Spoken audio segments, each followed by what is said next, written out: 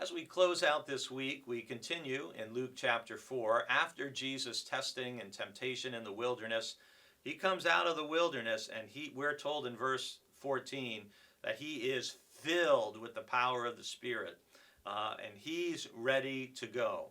And I have to confess, way back when Jill and I first came to Brewster Baptist Church in 1995, I had a number of experiences, as did Jill, that really gave us tremendous conviction and belief that God was calling us to Brewster Baptist Church to do something significant.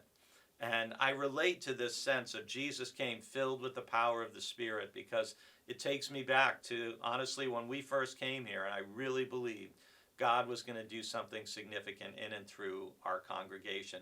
And God did.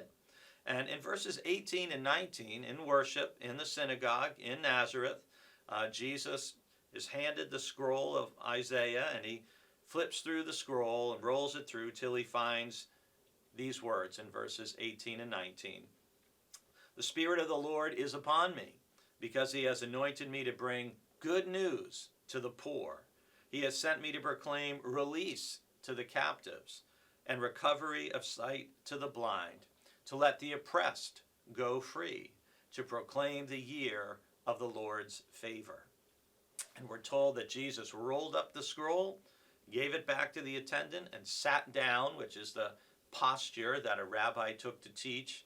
So it's nice I'm sitting today and every day.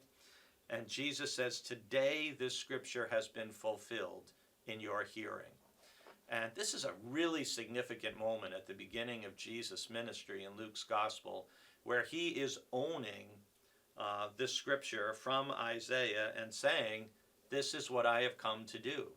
And this is often referred to as Jesus' programmatic sermon. It describes what his program is going to be, what he's going to be about in his ministry. And what Jesus is going to be about is what we want to be about, both individually and as a church.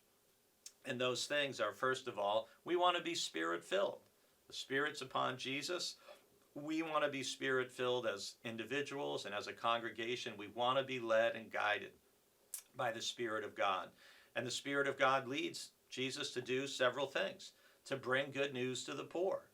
If what I preach, if what we preach from the pulpit, if what our church does isn't good news for the poor, it's not good news. And we need to keep that in mind, and we need to advocate for things which help and assist the poor.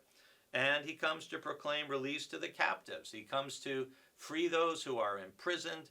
He comes to bring healing, recovery of sight to the blind, to let the oppressed, those who are oppressed by the devil, by broken systems, to let them go free, and to say, hey, this is a year of the Lord's favor.